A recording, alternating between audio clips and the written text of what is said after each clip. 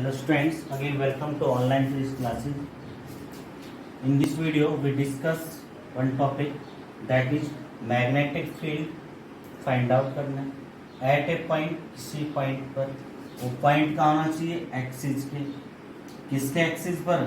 Circular coil carrying कर। तो सबसे पहले हम यही मानते हैं कि सर्कुलर कॉइल मानते हैं। सबसे पहले ये है कोई सर्कुलर कॉइल, कैरिंग करंट है, तो इसमें से ये करंट फ्लो कर रहे हैं, तो ये आपका बन गया circular coil carrying current. Axis, इसका जो एक्सिस है ना वो इस तरह से होगा, लेकिन इस पे मैं यहाँ पर दिखाऊंगा डायग्राम में, तो इस तरह से होगा। ओ एक्स हमें एक्सिस में, और आपको क्या फाइंड आउट करना है? मैग्नेट। इस एक्सिस के ऊपर कोई पॉइंट आपको मानना है, जैसे ये कोई पॉइंट पी आपने मान लिया, और इस पर आपको क्या निकालना? मैग्नेटिक फील्ड निकालना। और ये जो है एप्लीकेशन है किसका? बायोट-सावर्ट्स लॉ का। और बायोट-सावर्ट्स लॉ में क्या पढ़ते हैं हम कि सबसे पहले जो मैग्नेटिक फील्ड निकालते हैं एक स्मॉल एलिमेंट की वजह से निकालते हैं। तो इसके अंदर जो सर्कुलर कॉइल है इसका एक छोटा सा स्मॉल एलिमेंट यहाँ मान लेता हूँ ए, और एक डायमेट्रिकल अपोजिट एक इधर मान लेता हूँ सी।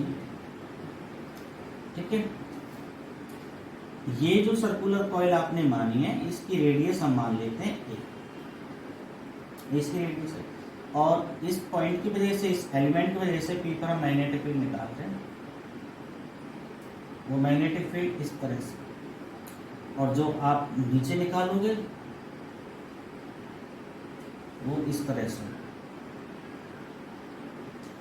इसको मैं नाम दे देता हूँ डीबी। स्मॉल एलिमेंट की वजह से स्मॉल मैग्नेटिक फील्ड। ऐसे यहाँ पे स्मॉल एलिमेंट है, small magnetic field, dB dash में इसको मान लेते हैं। ये वाली जो डिस्टेंस है इसको हम मान लेते हैं आर, और ये जो ओ से पी जो डिस्टेंस है, ओ से पी जो डिस्टेंस है उसको हम मान लेते हैं अपना एक्स। ठीक है, ये आपकी ए है, ये एक्स है, और ये हमने मानी थी आर। और पाइथागोरस थ्योरम अप्लाई करें तो ये आपका होगा ए स्क्वायर प्लस एक्स। ठीक है, जो यहाँ पर मोस्ट इंपोर्टेंट बात है उसको आप डिस्कस करते हैं कि जो स्मॉल एलिमेंट आया है ना डीबी, डीबी जो हमारा स्मॉल एलिमेंट आया है, सॉरी डीबी जो स्मॉल मैग्नेटिक फील्ड हमारा आया है, उसकी डायरेक्शन पे हमें डिस्कस करना है। उस डायरेक्शन को अच्छे से हमें समझना है। तो जो मैग्नेटिक फील्ड की डायरेक्शन होगी उसको हम फाइंड आउट करेंगे with the help of right hand screw rule. तो राइट हैंड सिक्रो रूल जैसे हम यहाँ पे अप्लाई करते हैं तो ये वाला मैग्नेटिक फील्ड इस लाइन के परपेंडिकुलर आता है इस तरह से। ठीक है, और ये वाला मैग्नेटिक फील्ड आता है इसके परपेंडिकुलर। हम कहेंगे कि ये जो मैग्नेटिक फील्ड आया है वो प्लेन में परपेंडिकुलर है, उसी प्लेन में लाई कर रहा है, लेकिन परपेंडिकुलर है, आई डी एल के परपेंडिकुलर है। ठीक है, ओके। और यहाँ पे मैं इस तरह से ये एक लाइन ड्रॉ करूं तो ये एंगल हमारा बन जाएगा डी फाई, ये एंगल फाई, ये एंगल। क्लियर? तो सबसे पहले तो थोड़ा लेंथ टॉपिक क्या करते हैं, अकॉर्डिंग टू बायोट-सावर्ट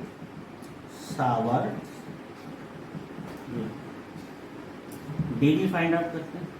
फॉर्मूला होता है mu naught upon 4 pi I D L. क्या लिखते हैं? साइन थीटा मैं लिखूंगा 90 अपॉन आर। 90 क्यों लिखा मैंने? जो ये एंगल है वो 90 डिग्री है। क्यों है? क्योंकि जो रेडियस है वो बहुत ज़्यादा कम है, इसलिए ये यहाँ पे कितना एंगल बनाएंगे? 90 डिग्री का एंगल बनाएंगे। ओके, तो D B is equal to आ गया आपका mu naught upon 4 pi I D L, sine 91 हो गया आर, और आर की वैल्यू क्या? ये रही, स्क्वायर है तो रूट कट जाएगी, ए स्क्वायर प्लस एक्स। अब बात आती है कि डायरेक्शन। देखो मैग्नीट्यूड हमने निकाल लिया, अब डीबी का क्या निकालेंगे? डायरेक्शन। डायरेक्शन का मैंने आपको बता दिया कि राइट हैंड रूल से निकालेंगे। वो जो है इसके बीपी के क्या रहेगा? परपेंडिकुलर रहेगा, उसी प्लेन में रहेगा लेकिन परपेंडिकुलर रहेगा। ठीक है, ये डी एल और आर के क्या आएगा? परपेंडिकुलर, डी एल और आर के परपेंडिकुलर। दोबारा समझा देता हूं मैं कि मान के चलो ये आर है आपका और ये डी एल है फॉर एग्जाम्पल, तो ये इस तरह से आएगा, ऊपर की तरफ या नीचे की तरफ। ठीक, ऐसे ही हम डी बी डैश निकालते हैं भैया, mu naught upon 4 pi I D L. यहाँ पे कितना एंगल बनेगा? 90, साइन 90 की वैल्यू 1 अपॉन में आर स्क्वायर, आर ये आर की वैल्यू है, स्क्वायर काटना तो ए स्क्वायर प्लस एक्स स्क्वायर, तो स्क्वायर से रूट कैंसिल हो जाएगा ना, तो साइन 90 की वैल्यू कितनी हो जाएगी 1। तो यहाँ पे हमें पता चला है कि जो डी बी है उसकी वैल्यू किसके बराबर है, डी बी डैश। इतना क्लियर, दोनों वैल्यू कैसे आई हमारी एक। अब हम क्या करते हैं, इसके कंपोनेंट, जिधर एंगल होता है उधर आपको पता है कौन सा आता है, कॉस। जिधर एंगल नहीं होता उधर क्या आता है, साइन। इसके बनाएंगे, इधर एंगल है, इधर आ जाएगा आपका कॉस, इधर एंगल नहीं है उधर आ जाएगा साइन। क्लियर। अब आप मेरी एक बात देखो कि D B equal to D B dash है। यदि मैं बोथ साइड कॉस फाई की मल्टीप्लाई कर दूं तो D B cos phi equal to आ जाएगा D B dash cos phi. ये तो दोनों इक्वल हो गए, यानी कि ये वैल्यू और ये वैल्यू एक दूसरे के क्या हैं, इक्वल हैं, लेकिन अपोजिट भी है। ये नीचे लग रहा है, ये ऊपर है, ये डाउनवर्ड एक्ट हो रहा है, ये अपवर्ड हो रहा है। तो both are equal and opposite, both are equal and opposite, so they cancel to each other. तो इसलिए ये क्या करेंगे, ये कैंसिल कर देंगे, ये कैंसिल कर देंगे, दूसरे कैंसिल टू ईच अदर। ठीक है भैया, ये दोनों इक्वल हैं बट अपोजिट डायरेक्शन में, सो they cancel to each other, ये एक दूसरे को कैंसिल कर देंगे। अच्छा, अब कॉस का तो फंडा ही खत्म, क्या है हमारे पास, साइन। अब साइन निकालते हैं, टोटल मैग्नेटिक फील्ड एट, तो मान लेता हूं मैं बी, क्या करना पड़ेगा, इंटीग्रेशन डी बी साइन पर, डी बी की वैल्यू, ये रही आपकी mu naught upon 4 pi I D L upon क्या है, ए स्क्वायर प्लस एक्स। ठीक है, A square plus X square into में क्या है, साइन फाई। अब देखिए यहाँ मैं आपको साइन फाई की वैल्यू निकाल के बताता हूँ। ये होता है परपेंडिकुलर ओवर हाइपोटेन्यूज, और परपेंडिकुलर क्या है, परपेंडिकुलर इसमें क्या है, A upon sine phi, A और आर क्या है आपका, ये है under root A square plus, तो बी क्या हो जाएगा, mu naught upon 4 pi I D L A square plus X square, और साइन फाई की वैल्यू ए अपॉन ये रहा A square plus X square, under root है, अंडर रूट का मतलब होता है बेटा किसी की पावर 1/2। ठीक है, अब कॉमन जो कांस्टेंट सब बाहर आ गया, म्यू नॉट अपॉन 4 पाई बाहर आ गया, आई बाहर आ गया, डीएल नहीं आएगा, डीएल कांस्टेंट नहीं, और ए स्क्वायर प्लस एक्स स्क्वायर, इसकी पावर 1, इसकी पावर हाफ, तो कितने हो जाएगा, 1.5, यानी कि 1.5, यानी कि 3/, क्या बचेगा, B equal mu naught upon 4 pi I A upon A square plus X square की पावर इनटू, अब dl किसका पार्ट है भाई, dl is the part of the circumference of this circular coil carrying current. So the circumference of coil is 2 pi r and radius is a, and this will be mu naught upon 4 pi 2 pi I a square upon a square plus x square की power. बेटा ये आपका आ गया जी magnetic field at any point on the axis of circular coil carrying current। उसके बाद में ये आपका डेरिवेशन हो गया। अब कुछ केसेस पे हम बात करेंगे, क्या क्या केसेस में बन सकते हैं, मैं सब पूरा करूंगा, केवल इस फॉर्मूले को यहाँ पे छोड़ो क्योंकि इसकी हमें जरूरत पड़नी है।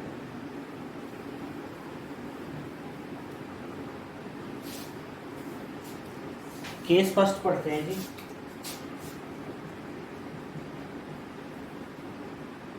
when point P lies on center of, वो कह रहा है कि P पॉइंट यहाँ ना होने की बजाय कहाँ पे O के ऊपर, तो ये डिस्टेंस क्या हो जाएगी, 0। It means x is equal to क्या हो जाएगा, 0 हो जाएगा। तो फॉर्मूले में जहाँ x है वहाँ क्या आना है, 0 आना है, तो B इज इक्वल टू हो जाएगा आपका mu naught upon 4 pi 2 pi I A square upon में ए स्क्वायर की पावर 3। स्क्वायर से ये कट गया, ये हो जाएगा 2 पाई sorry mu naught upon 4 pi 2 pi I A square upon ए की पावर क्यू। ऐसे होगा ना, अब क्या होगा, स्क्वायर से ये कैंसिल हो गया, तो b इक्वल टू आ गया म्यू नॉट अपॉन 4 पाई 2 पाई आई अपॉन, तो उस केस में मैग्नेटिक फील्ड इतना है, कब, जब पी पॉइंट नहीं। दूसरा केस मान लेते हैं, fan point P is at very far distance, is at very far distance, P point बहुत ज़्यादा दूर, तो उस केस में जो x होगा वो बहुत ज़्यादा ग्रेटर हो जाएगा और उसके सामने जो a है वो बहुत कम रहेगा। तो a को हम क्या कर देंगे, नेगलेक्ट। ये आपको याद रखना, जिस चीज़ को नेगलेक्ट करते हैं वो प्लस में है या फिर माइनस में, तभी उसको हटाना, बाकी मल्टीप्लाई में उसको टच भी नहीं करते। तो b इक्वल टू आ जाएगा आपका म्यू नॉट, इसी फॉर्मूले को लेंगे, upon 4 pi 2 pi I A square upon में ये कैंसिल हो जाएगा, एक्स स्क्वायर की पावर 3 2 से 2, तो b इक्वल टू आ जाएगा mu naught upon 4 pi 2 pi I A square upon में एक्स। यहाँ तो कोई प्रॉब्लम तो नहीं है। ये हमने कौन सा केस पढ़ा है, जब पी पॉइंट हमारा बहुत ज़्यादा वेरी फार डिस्टेंस पर है। ओके, और क्या कर सकते हैं हम इसमें, और ये कर सकते हैं कि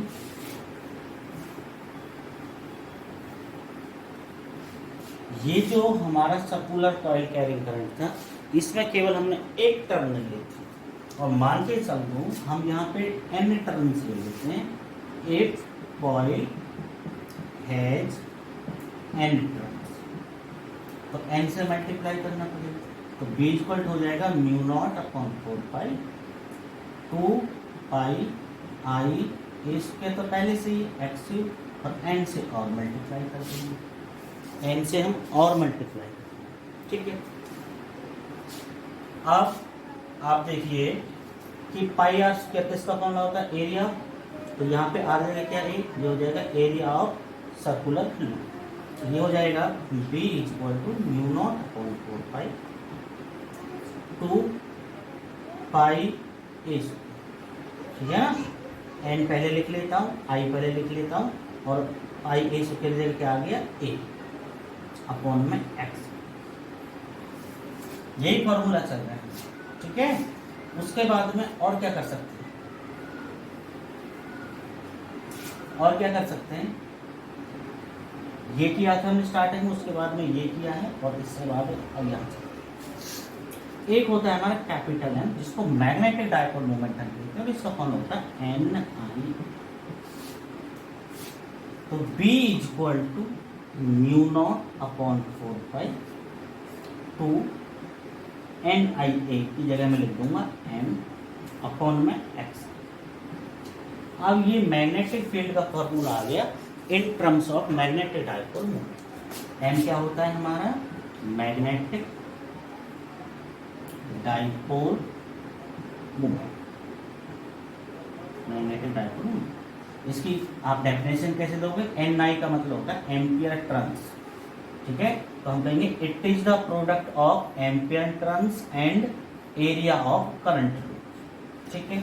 इसकी यूनिट जो होती है एम की होती है एम्पियर मीटर स्क्वायर, तो ये एम्पियर मीटर स्क्वायर, ठीक है।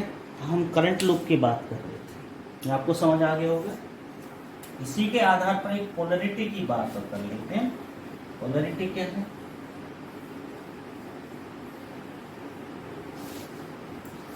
जैसे कि आपके पास दो कॉइल हैं, एक कॉइल ये है और दूसरी कॉइल ये है, इसमें करंट ऐसे जा रहे हैं और इसमें ऐसे, यही दो तरीके हैं जाने के। किसी कॉइल में या तो करंट इस तरह से फ्लो करेगा या फिर इस तरह से फ्लो करेगा। ये जो करंट है आपका ये क्लॉकवाइज है, और क्लॉकवाइज की मैं बात करूं तो इस तरह से, और एंटी क्लॉकवाइज की मैं बात करूं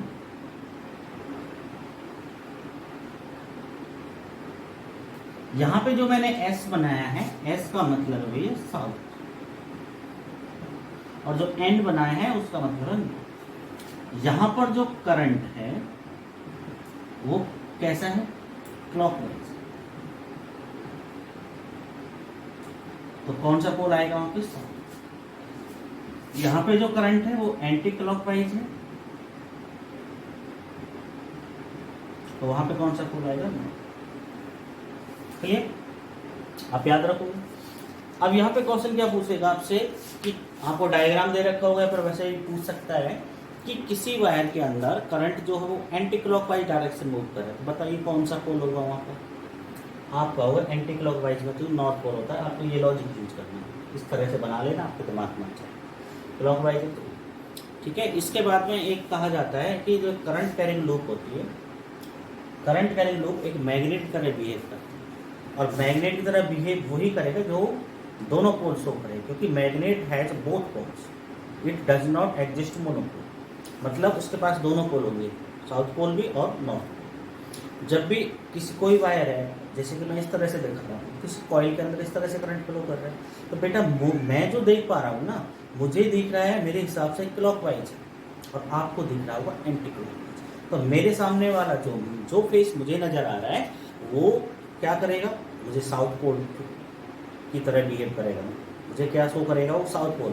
और आप देख पा रहे हो उसको एंटी क्लॉकवाइज, तो आपके साइड वाला जो फेस है वो क्या करेगा, नॉर्थ पोल शो करेगा। तो एक कॉइल के दोनों फेस होते हैं, एक फेस पे तो साउथ पोल और एक फेस पर नॉर्थ पोल, इसलिए एक करंट कैरिंग लूप जो होती है वो मैग्नेट की तरह बिहेव करती है। ओके, उसके बाद में एक केस नंबर 3 था ये हमारा, केस नंबर 4 पे बात कर लेते हैं। केस नंबर जो हमारा सबसे पहले तो फॉर्मूला लेते हैं जो हमारा आया था, mu naught upon 4 pi 2 pi I A square upon में x square plus A square power 3, यही आया था हमारा। उसके बाद में मैंने लिखता हूँ कि जो हमारा लास्ट वहाँ पे जो हमने छोड़ा था ना, हम वहाँ भी लिख सकते थे कि it has entrance, it has entrance, तो हम क्या करते हैं, एन से मल्टीप्लाई कर देंगे हम, तो 2 pi N I A square upon में x square plus A square की पावर कर दिया। अब हम केस नंबर 4 पढ़ लेते हैं, सॉरी 3rd होगा मेरे, 3rd 4th कौन सा था। अब केस नए केस पर बात कर लेते हैं। केस क्या है कि जो पी पॉइंट है ना वो केवल इसके सर्कमफ्रेंस पे लायक है, यानी कि इतनी डिस्टेंस पर है जितनी इसकी रेडियस है, तो उस केस में ए और एक्स क्या हो जाएगा, इक्वल। ठीक है, दो तरीके से कह सकते हैं कि when the point P lies on the circumference of what, circular coil carrying current, और when the point P lies at a distance equal to radius of circular coil carrying current, तो ए इक्वल टू क्या हो जाएगा, x हो जाएगा। आ रही है मेरी बात में, अब यहाँ पे चलते हैं, तो B is equal to mu naught upon 4 pi 2 pi N I A square upon X की जगह क्या लिखना है, A square plus A square की पावर, तो बी इक्वल टू हो जाएगा mu naught upon 4 pi 2 pi N I A square upon में 2 ए स्क्वायर की पावर। और क्या कर सकते हो आप, पाई ए स्क्वायर अभी बताया था, ये तो बी इक्वल टू हो जाएगा mu naught upon 4 pi 2 N I A upon में ए 2 ए स्क्वायर की पावर, ये कर सकते हैं। ये केस हो गया। लास्ट में क्या है, वेरिएशन किस किस के बीच का, एक्स और मैग्नेटिक। एक्स कहाँ भी है, एक्स है जो पी पॉइंट, मतलब इस डिस्टेंस को हम इंक्रीज करें डिक्रीज करें तो मैग्नेटिक फील्ड को कैसा पड़ेगा, तो उस केस में वेरिएशन जो हमारा आता है वो आप याद रखोगे इस तरह से। ये भी एक्स को रिप्रेजेंट कर रहा है, positive side of x, negative side of x, ठीक है। या फिर हम कहते हैं एक साइड इधर लें या फिर एक साइड इधर लें, वो इसी दिखा, और ये हमारा रिप्रेजेंट कर रहा है फॉर एग्जाम्पल मैग्नेटिक। तो उस केस में जो वेरिएशन आता है कुछ इस तरह से, जितना ज़्यादा दूर हम जाएंगे, जितनी ज़्यादा दूर हम रहेंगे मैग्नेटिक फील्ड उतना कम होता जाएगा, जितना नज़दीक रहेंगे उस केस में उतना ही ज़्यादा मैग्नेटिक फील्ड रहेगा। ओके।